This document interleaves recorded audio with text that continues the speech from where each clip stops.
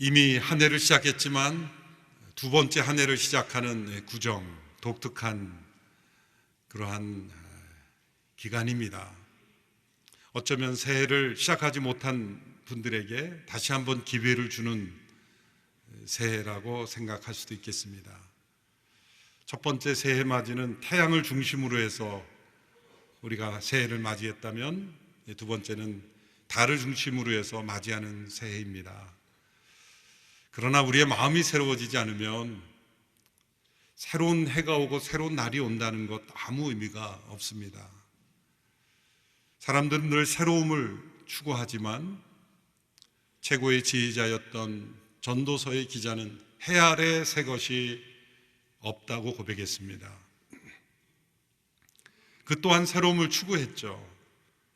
지혜와 지식을 추구하고 또 개발도 많이 해보고 재물도 많이 쌓아보고 또 자신이 원하는 대로 무엇이든지 다 해보는 것, 모든 것 한마디로 말하면 새로움을 추구한 것입니다.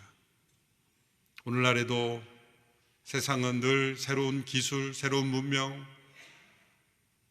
새로운 세상을 만든다고 노력하고 추구하고 있지만 해 아래 새 것이 없다라는 고백은 죄와 사망의 그늘 아래 있는 인간 자신이 새로워지지 않으면 세상은 새로운 세상이 아니라는 것입니다.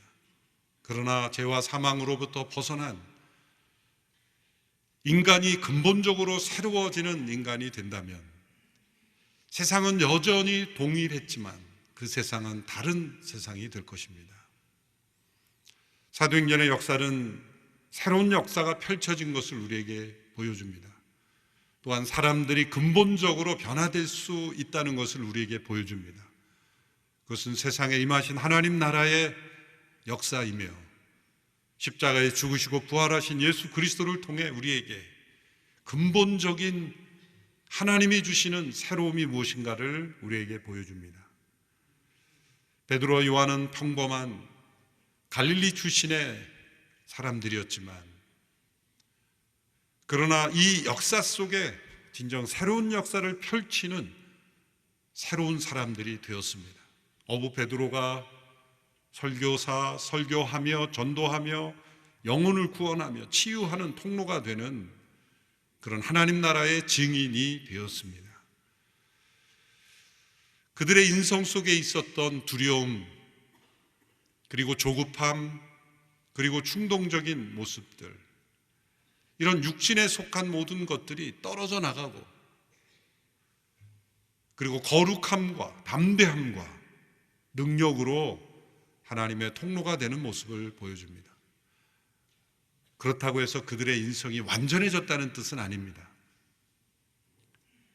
그러나 분명히 근본적인 변화가 일어났다는 것을 보여줍니다.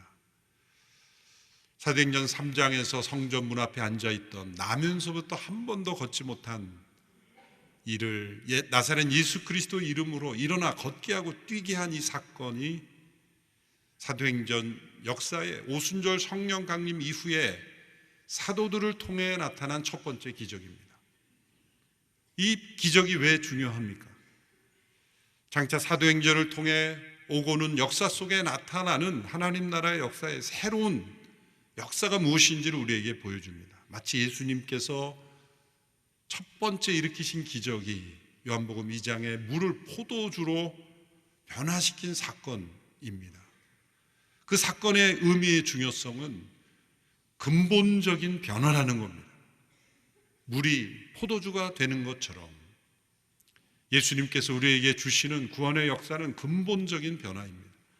날 때부터 한 번도 걷지 못한 사람이 걷고 뛰게 되었다는 것, 그것은 태어나면서부터 죄와 사망 가운데 존재했던 인간들이 스스로의 능력으로 결코 걸을 수 없었던 무능력한, 무기력한 그 영혼이 걷게 된 것처럼 스스로의 힘으로 노력으로는 결코 죄와 사망으로부터 벗어날 수 없었던 인간들이 그 죄와 사망으로부터 자유케 되며 새로워지는 역사가 이제 시작되었다라는 것을 보여주는 기적이기 때문에 성령님께서 베드로와 요한으로 하여금 그 성전 문 앞에 앉아있던 나면서부터 한 번도 걷지 못한 그 사람을 주목하게 하셨고 주 예수 그리스도의 이름으로 고치는 역사를 베푸신 것입니다. 이 놀라운 기적이 일어났을 때 사람들은 베드로와 요한을 주목했습니다. 그러나 베드로와 요한은 사람들이 자신들을 주목하는 것을 기뻐하지 않았습니다. 불편해했습니다. 그리고 반문하며 그들에게 외칩니다. 왜 이러한 일이 일어나는 것을 이상하게 생각하느냐? 왜 우리를 주목하느냐? 이 일은 우리가 행한 것이 아니라 살아계신 예수 그리스도 그분이 우리를 통해 행하신 것뿐이다. 우리는 그분의 이름을 믿었을 뿐이다. 그분을 믿는 믿음으로 이러한 일이 일어난 것이다 외치며 자신들에게 향하는 그 주목을 예수 그리스도에게로 향하게 합니다. 이것이 그리스도의 증인의 참된 자세입니다. 진정한 증인이라는 이름 그 자체로 자신을 주목하게 하지 않습니다. 사람들이 자신을 주목하는 것을 기뻐하거나 즐기지 않습니다. 오직 예수 그리스도 그분만을 향하게 하는 것, 사람들이 조금이라도 자신을 바라본다면 절대로 일어서서는 안 된다라는 의지를 사람들에게 보이며 그리스도를 향하게 합니다. 오늘 본문 3장 16절의 말씀이죠. 함께 읽어보겠습니다. 시작. 예수의 이름을 믿는 믿음으로 인해 그분의 이름이 여러분이 보고 아는 이 사람을 온전케 했으니 예수로 인해 난 믿음이 여러분 앞에서 이같이 그를 완전히 낫게 했습니다. 예수 그리스도의 이름을 믿는 믿음으로 온전케 되며 완전히 낫게 된 것이다. 날 때부터 한 번도 걷지 못했던, 완전히 무기력하고 무능력했던 이 사람이 걷고 뛰게 되는 것처럼 태어나면서부터 죄와 사망 가운데 존재하기에 결코 스스로의 능력으로는 그 죄를 벗어날 수 없고 사망의 그늘 아래 벗어날 수 없는 무기력한 무능력한 인간들이 근본적으로 새로워지는 역사가 일어나는 때가 도래하였다라는 것을 설명합니다. 이 베드로께서 이 말씀을 통해 왜 이런 기적이 일어났는지, 왜 이런 기적을 통해 무엇을 지금 말씀하시는 건지, 이 기적을 통해 어떠한 예수님을 바라보아야 하는지를 설명하고 있습니다. 이 말씀 속에서도 하나님께서 이 세상을 새롭게 하시는 두 단계가 나타나죠. 첫 번째는 인간을 새롭게 하시는 단계입니다. 사람들을 향하여 회개를 외칩니다. 죄로부터 돌아서야 한다. 그렇지 않으면 멸망당할 것이다. 사람은 새로워져야 하는 존재이다. 그렇게 외치고 있습니다. 두 번째 단계는 만물을 새롭게 하시는 단계입니다. 본문 21절에 보면 만물을 회복하실 때까지 예수님은 마땅히 하늘에 계셔야 한다고 말씀하고 있습니다. 부활 승천하신 그리스도께서는 아무 일 하지 않고 앉아 계신 것이 아닙니다. 만물을 새롭게 하시는 사역을 하고 계시며 만물을 완전히 새롭게 하실 그때 다시 오실 것이다. 그때까지 이 땅에서 일어나는 일, 그리스도의 증인들을 통해 일어나는 일은 영혼들을 구원하시는, 사람을 새롭게 하시는, 구원하시는 일을 그리스도께서 성령 안에서 우리를 통해 행하고 계시다라는 것을 하고 있습니다. 베드로는 이 사건 이후에 자신에게 몰려드는 사람들을 대상으로 지금 설교하고 있는 것입니다. 담대히 그리스도를 증거하고 있는 것입니다. 제일 먼저 그들에게 말한 것은 당신들은 회개해야 할 죄인들입니다. 당신들이 회개하지 않으면 멸망받을 것입니다. 인간들은 회개를 통해 새로워지지 않으면 멸망받을 것이라는 것을 선언하고 있습니다. 인간들이 왜 회개해야 되는 죄인들인가가 나타나는 분명한 사건이 바로 예수님의 십자가의 죽음이라는 겁니다. 베드로가 이렇게 설교합니다. 13절에서 15절의 말씀을 보십시오. 13절에 15절의 말씀 같이 읽습니다. 시작. 그러나 여러분은 일찍이 그를 넘겨주었고 빌라도가 놓아주기로 판결했음에도 당신들은 빌라도 앞에서 그것을 부인했습니다. 여러분은 거룩하고 의로운 분을 거절하고 도리어 살인한 사람을 놓아달라고 요청해 생명의 근원 되시는 분을 죽였습니다. 그러나 하나님께서는 그분을 죽은 사람들 가운데서 살리셨습니다. 우리는 이 일에 대해 증인드립니다. 여기서 여러분은 누구입니까? 기적을 보고 모여든 사람들입니다. 그들을 향해 베드로는 말합니다. 여러분이 예수님을 십자가에 넘겨 죽였습니다. 빌라도는 예수님이 무죄하다고 판단했지만 여러분들이 살인자와 예수님을 바꾸어 십자가에 못 박게 했습니다. 여러분은 거룩하고 의로운 분을 죽인 것입니다. 생명의 근원 되신 분을 죽게 한 것입니다. 그분을 죽였습니다. 자, 이 여러분에 포함되는 이 군중들 가운데는 실제로 예수님의 죽음에 참여한 사람들이 있었을 겁니다. 군중으로서 혹은 바리새인으로서. 그러나 그 죽음에 직접 참여하지 않은 사람들도 있을 겁니다. 이 말씀을 듣는 회중 가운데는 저는 예수님의 죽음과 상관없는데요, 저는 그때 그 자리에 없었는데요 라고 생각하는 이들도 있을 겁니다. 실제로 예수님의 죽음과 관련된 이들은 군중을 제외하고는 소수입니다. 빌라도를 압박한 유대 지도자들, 산헤드린 공의원들, 그것도 전부가 아니라 일부였죠. 예수님을 그들에게 넘겨준 가룟 유다, 그는 탐욕 때문에 예수님을 배반하고 넘겼습니다. 산헤드린 공회원을 비롯한 유대 지도자들은 예수님을 시기했습니다. 자신들의 부정함이 드러날까 봐 예수님을 죽게 한 것입니다. 빌라도는 정치적인 비겁함으로 예수님이 죄가 없다는 것을 여러 번 자신의 입으로 말했음에도 예수님을 십자가에 넘겨준 것입니다. 로마 군병들은 또한 잔인했고 무지했습니다. 이 모든 불법과 부정에 넘어간 군중들, 때로는 매수당한 사람들은 그 예수님의 죽음이 합당하다고 십자가에 못 박으라고 외쳤습니다. 그러나 그 가운데 참여하지 않은 이들도 있었을 겁니다. 단순히 이 기적을 보고 모여들고 주목한 사람들도 있었을 겁니다. 그런데 베드로는 이 불특정 다수들에게 여러분이, 당신들이 예수님을 십자가에 못 박아 죽였습니다라고 외치고 있는 거예요. 그러므로 당신들은 회개해야 합니다. 그렇지 않으면 멸망될 것입니다라고 말합니다. 자, 이 메시지는 무엇을 의미하는 걸까요? 예수님의 죽음에 직접적으로 참여하지 않은 사람들임에도 불구하고 그들이 예수님을 죽였다고 말한다면 오늘 저와 여러분, 아니 오고 오는 모든 사람들도 이 여러분에 속하는 것입니다. 왜일까요? 만약 우리의 마음속에 유다의 탐욕이 있다면, 또한 빌라도의 비겁함이 있다면, 또한 유대 지도자들의 시기와 부정이 있다면, 군중들의 무지함이 우리 가운데 있다면, 그것은 바로 우리의 죄가 예수님을 십자가에 못 박은 것입니다. 모든 인간들의 죄가 예수님을 십자가에 못 박은 것입니다.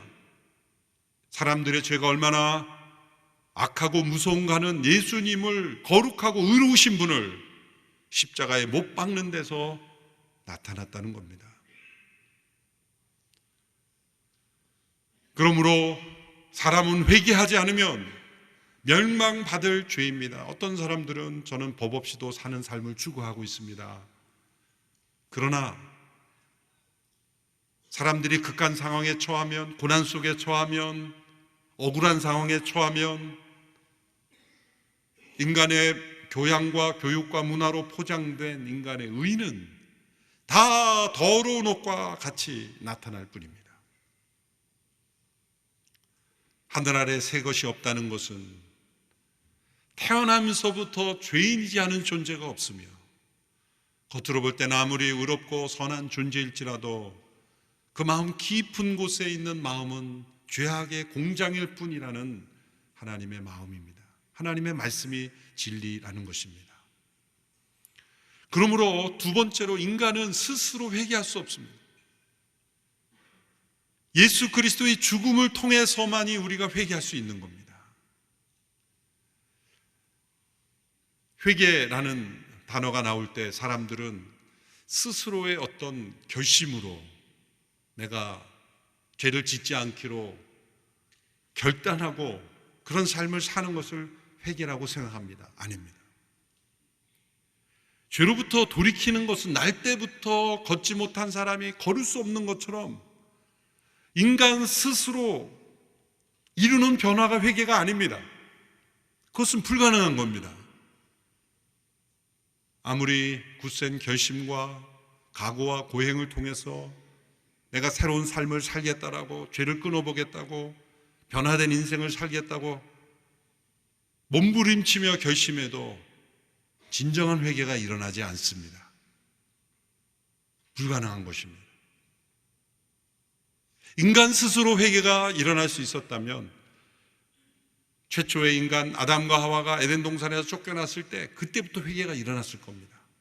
보십시오. 에덴 동산 밖으로 쫓겨난 아담과 하와가 하나님, 우리가 잘못했습니다. 회개합니다. 우리를 다시 에덴 동산으로 들어가게 해주십시오. 우리가 이 죄로부터 떠납니다. 철저히 회개합니다. 그런 고백이 성경에 나왔습니까? 아닙니다. 그들은 변명했고 회피했고 숨었고, 그리고 에덴 동산 밖에서 이제 우리는 하나님 없이 그냥 우리끼리의 인생을 살자라고 그렇게 살았을 뿐이에요. 인간 스스로는 결코 회개가 일어나지 않습니다. 나의 결심과 의지, 인격적인 결단으로 이루어지는 것이 아닙니다. 예수님께서 회개를 마가복음 1장에서 처음 천국의 복음을 설명하실 때 이렇게 말씀하셨죠. 하나님 나라가 가까이 왔으니 회개하고 복음을 믿으라. 우리가 다른 사람들에게 복음을 전할 때 여러분 회개하시고 복음을 믿으면 하나님 나라에 갑니다라고 말하지만 이 순서가 잘못된 거예요. 예수님은 이 순서를 바꿔서 말씀하셨어요. 하나님 나라가 임했으니 회개하고 복음을 믿으라. 이건 뭡니까? 우리가 회개가 가능한 것은 하나님의 나라가 우리에게 임했기 때문이에요. 집을 나간 아들이 돌아왔을 때 그가 돌이킨 것이 의미가 있는 것은 아버지께서 그 문을 열고 용서하고 기다리는 아버지 나라가 열려 있었기 때문이에요. 아무리 그 아들이 돌이켜 돌아왔던 아버지의 집 문이 닫혀 있었다면, 아버지가 용서하지 않고 있다면 그의 돌이킴은 아무 의미가 없는 것입니다. 둘째 아들이 돌이켰을 때 그의 돌이킴이 의미가 있는 것은 아버지의 용서가 기다리고 있었기 때문이에요. 예수님께서 하나님의 나라가 임했다. 그것은 우리가 회개해서 하나님 나라에 찾아가는 것이 아니라 하나님의 나라가 위로부터 우리에게 임했기 때문에 우리가 돌이킬 수 있게 된 거예요. 그것은 그 하나님의 나라는 어떻게 임했습니까? 예수 그리스도의 죽음과 부활을 통해 우리에게 그 하나님 나라가 열려 있기 때문에 돌이킬 수 있는 거예요. 또 예수님의 죽음이 우리의 죄를 씻어주시는 죽음이며 동시에 우리로 하여금 회개가 가능하게 하시는 죽음인 거예요. 예수님의 죽음은 우리가 짊어져야 될, 우리가 책임져야 될, 우리가 받아야 될 하나님의 진노를 대신 담당하시는 죽음이며 동시에 예수님의 죽음은 우리의 옛사람이 예수님과 함께 죽는 죽음이기 때문에 우리로 하여금 회개가 가능하도록 하시는 죽음의 사건인 거예요. 우리 스스로의 결단과 돌이킴이 아닌 예수님의 죽음과 함께 일어난 놀라운 사건이 바로 회개인 것입니다. 하나님이 우리로 하여금 회개를 도우시기 위한 죽음이기도 한 거예요. 우리의 죄값을 대신 치르시는 죽음이며 동시에 우리 안에 회개를 일으키시는 하나님의 선물인 것입니다. 그러므로 회개는 하나님의 선물이에요. 누구에게 주어지는? 예수님의 십자가를 바라보는 이에게 주시는 하나님의 선물인 것입니다. C.S. 루이스라는 분은 미어 크리스천리티, 순전한 기독교라는 책에서 이것을 이렇게 설명했죠. 우리 인간 안에 일어나는 모든 것들은 다 하나님께서 우리에게 넣어주신 것들이다. 우리가 하나님의 형상대로 지음받았기 때문이다. 우리가 기뻐할 수 있는 것, 하나님 안에 있는 기쁨의 일부를 넣어주신 것이다. 우리가 슬퍼할 수 있는 것도 하나님의 슬픔의 일부를 넣어주신 것이다. 우리가 생각하고 판단하고 계획을 세우고 일을 추진하고 서로 협동할 수 있는 것, 다 하나님 안에 있는 속성들의 일부를 우리에게 넣어주심으로 우리가 판단하고 계획하고 서로 협력하며 이루는 것입니다. 그런데 이제 인간이 죄로부터 벗어나고 사망으로부터 벗어나려면 인간이 회개가 일어나야 되는데, 회개란 곧 죄에 대한 죽음을 의미하는데 인간 스스로 죄에 대해 죽을 능력이 없어요. 불가능한 것입니다. 하나님께서 우리 안에 죽을 능력을 넣어주셔야 되는데 하나님 안에는 죽음이 없어요. 하나님은 영원히 불멸하신 분, 영원한 생명이시기 때문이죠. 그런데 사람이 되신 하나님, 성육신하신 사람이 되신 하나님의 아들이신 예수 그리스도, 그분의 죽음을 통해서 그 죽음의 능력을, 그분을 믿는, 그분의 이름을 믿는 자들에게 죽음의 능력을 넣어주심으로 우리가 죄에 대하여 죽는 회개의 능력을 우리에게 주신다는 거예요. 예수 그리스도의 이름을 믿을 때 그 믿음을 통하여 우리에게 죄에 대하여 죽는 죽음의 은혜를 우리에게 넣어주시는 거예요. 이게 회개입니다. 회개하며 돌이키는 것은 축복입니다. 사람들에게 회개하십시오 말하면 기분 나빠하죠. 기분 나빠하죠. 저도 대학 4학년 때인가요? 영어 배우는 그 클래스에서, 그때 영국문화원이었던 것 같아요. 근데 이제 각자 5분 정도 자기가 하고 싶은 거를 영어로 발표하는 마지막 시간에 그게 있어서 제가 사형리를 영어로 해서 그냥 발표했어요. 그래서 모든 사람은 죄인입니다 라고 이렇게 했더니 그 강사가 벌떡 일어났더니 나한테 그렇게 얘기하지 말라고. 당신은 죄인일지 모르지만 나는 죄인이 아니라고 불끈하면서 반발하더라고요. 그렇습니다. 사람들에게 회개하십시오 그러면 기분 나빠합니다. 본질을 모르기 때문이죠. 자신을 회개할 것이 없다고 생각하는 거죠. 그렇게 죽을 만한, 회개할 만한 죄가 없는 인생이라고 생각하기 때문입니다. 그러나 회개하라는 말씀은 죄로부터, 사망으로부터 벗어날 수 있는 생명의 길로 나가는 길이 열렸다, 새로워질 수 있는 길이 열렸다라는 축복의 선언이요, 기쁜 소식인 것입니다. 19절 20절의 말씀을 보십시오. 같이 읽겠습니다. 시작. 그러므로 여러분은 회개하고 돌아오십시오. 그래서 여러분의 죄 씻음을 받으십시오. 그러면 주 앞에서 새로워지는 때가 올 것이요, 주께서 여러분을 위해 미리 정하신 그리스도 예수를 다시 보내실 것입니다. 회개하고 돌아오십시오. 죄 씻음을 받으십시오. 이것은 우리 스스로 이루라는 말이 아닙니다. 그 앞에 사람들은 불의함으로 예수님을 십자가에 못 박아 죽었으나 하나님께서 그분을 다시 살리신 그 십자가의 죽음과 부활의 능력을 통해 하나님께서 우리에게 주시는 선물이라는 겁니다. 그 죽음을 나의 옛사람의 죽음으로 받아들일 때 내 안에 죄에 대하여 죽는, 의에 대해서 사는, 세상에 대해서 죽고 하나님께 대하여 사는, 나에 대해서 죽고 그리스도께 대하여 사는 진정한 회개의 역사가 일어나는 것, 그것이 진짜 새로워지는 때가 온다는 것입니다. 이걸 이루시기 위해서 예수님께서 세상에 오셨습니다. 그런데 예수님께서 한 번 오신 것이 아니라 우리 안에 이 땅에 오실 때도 2번 탄생하세요. 첫 번째는 역사 속에 태어나신, 역사 속에 나신 그리스도의 탄생이죠. 성육신의 사건이에요. 이것은 우리를 대속하시고 또한 우리로 하여금 회개케 하시기 위하여 역사 속에 오신 사건이죠.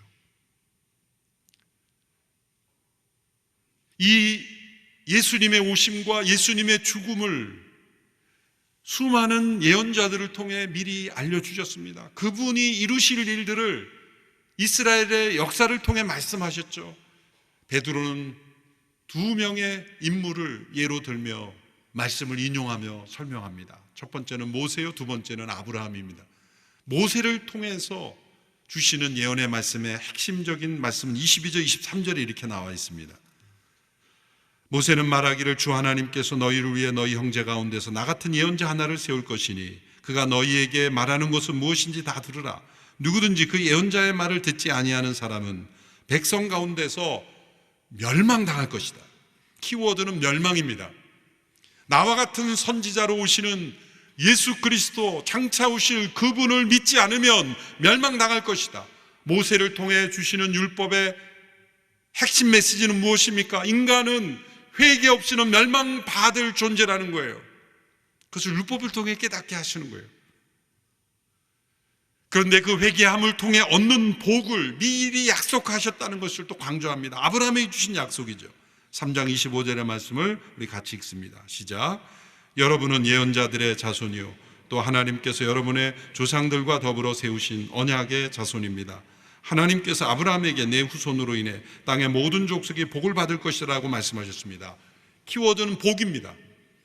아브라함에게 복의 근원이 되게 하시겠다고 말씀하셨고 계속해서 복을 주신다는 그 복의 정체는 무엇입니까? 그것은 회개한 자에게 주시는 복입니다. 이 땅에서 번성케 하고 또 장대하게 하고, 그것은 다 이 복을 향한 사전 작업일 뿐이에요. 사람들이 주목하게 하려고 하는 것뿐입니다.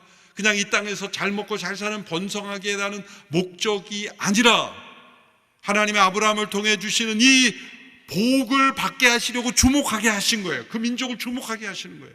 이스라엘 민족은 바로 그것을 착각하게 하는 겁니다. 이 말씀을 해석하고 있지 못하는 겁니다.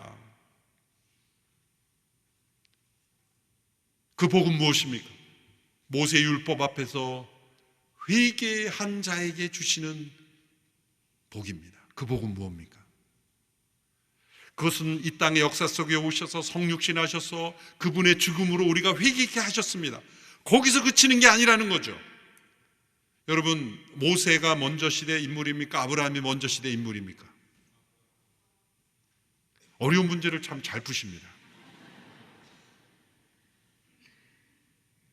아브라함에게 먼저 약속을 주신 것, 복을 먼저 약속하신 것은 하나님은 우리를 멸망하기를 기뻐하시는 분이 아니라 복 주시기를 기뻐하시는 분이고, 하나님의 계획은 인간을 망하게 하시는 것이 아니라 살리는 것이다.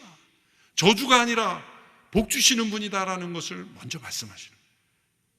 그러나 인간은 회개 없이는 멸망받을 수밖에 없다. 장차 오시는 예수 그리스도, 그분의 죽음을 통해서 하나님의 죄와 사망의 그늘 아래 있는 인간을 이렇게 살리시는 완벽한 일을 다 행하셨음에도 받아들이지 않을 때는 멸망할 수밖에 없다. 그런데 그 복의 정체는 무엇일까요? 역사 속에 나신 그리스도께서 십자가에 죽으시고 부활 승천하셨는데 이제 우리 안에, 내 안에 나시는 그리스도의 탄생이 있다는 거예요. 이게 무슨 말씀입니까? 부활 승천하신 그리스도께서 성령으로 내 안에 그리스도의 생명으로 임하신다는 거예요. 이게 그리스도의 두 번째 탄생이죠. 역사적으로 그분이 죽으시고 부활하시고 승천하시고 끝난 게 아니라 만물이 회복될 때까지의 그 기간 속에 어떤 일이 일어나는가? 예수 그리스도의 이름을 믿는 자들에게 성령으로 임하셔서 그리스도의 생명이 우리 가운데 태어나는 거예요. 이걸 새 생명이라고 말하죠. 이걸 거듭남이라고 말하죠. 그래서 회개한 자에게 주시는 복, 거듭남과 새 생명인 겁니다. 거듭남과 새 생명. 이것은 내 안에 그리스도의 생명이 태어나시는 거예요. 그래서 우리는 예수 그리스도를 믿는 사람은 자연적 생명과 더불어 그리스도의 생명으로 함께 공존하는 거예요. 그래서 사도 바울은 이것을 겉사람과 속사람, 옛사람과 새사람 이렇게 비유를 한 거죠. 여러분이 우리의 자연적 생명은 시간의 흐름에 따라 성장하기도 하고 또 퇴화하기도 합니다. 한 30세까지는 성장하다가 그 다음부터는 퇴하죠. 사실은 성장이 아니라 퇴합니다. 그러니까 시간의 흐름에 따라 성장하기도 퇴화하기도 합니다. 그러나 우리 안에 있는 그리스도의 생명은 늙는 법이 없습니다. 영원한 청춘입니다.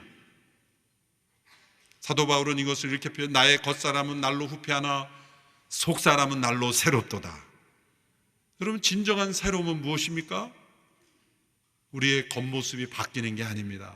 옷을 새롭게 입고 우리의 겉모습을 포장하는 게 아닙니다. 환경이 바뀌는 것도 아닙니다. 사람들이 왜 여행 가는 걸 좋아할까요? 뭔가 새로운 거를 보고 싶은 거예요.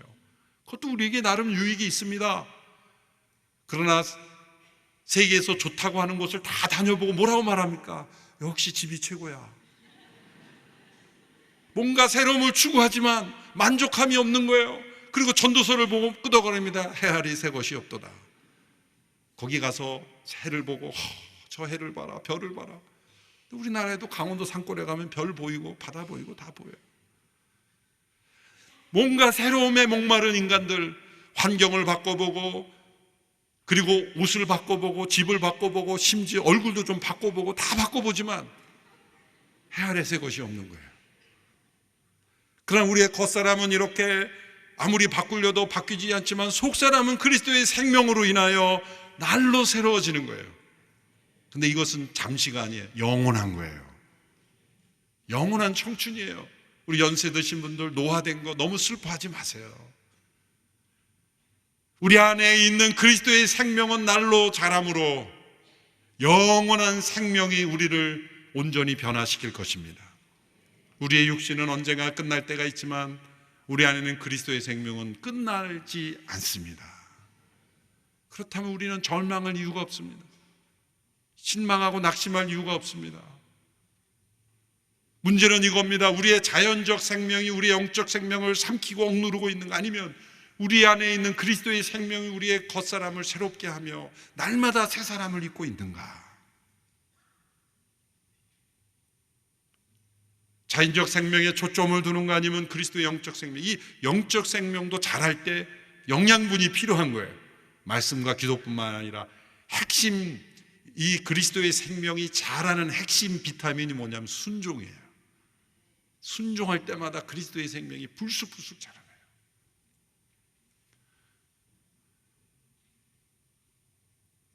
주 앞에서 새로워지는 때가 올 것이요, 베드로가 말했습니다. 역사가 새로워지고 만물이 새로워질 것입니다. 그리고 여러분이 새로워질 것입니다. 인간을 덮고 있는 죄와 사망의 모든 그늘이 거쳐지고 인간이 근본적으로 새로워지고 만물이 근본적으로 새로워지는 때가 올 것이다. 그를 위해서 오신 분이 바로 예수 그리스도이시다. 고린도후서 5장 10절. 그래서 우리는 이렇게 담대히 고백할 수 있습니다. 5장 17절 함께 읽습니다. 시작. 그러므로 누구든지 그리스도 안에 있으면 새로운 피조물입니다. 옛 것은 지나갔으니 보십시오, 새 것이 됐습니다. 여러분 이렇게 고백할 수 있습니까? 나의 옛 것은 지나가고 새 것이 되었습니다 라고 말할 수 있습니까? 우리의 노력과 결심으로 이루어오는 것이 아닙니다.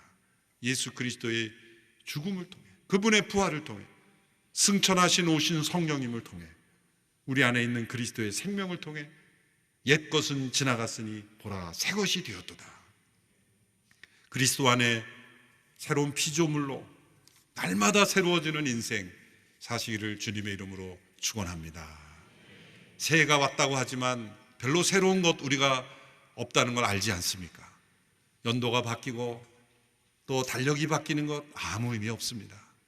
중요한 것은 우리가 그리스도 안에 새로운 피조물됨을 확인하고 살아가는가, 그러한 삶을 사는 우리 모두가 되기를 축원합니다. 기도하겠습니다.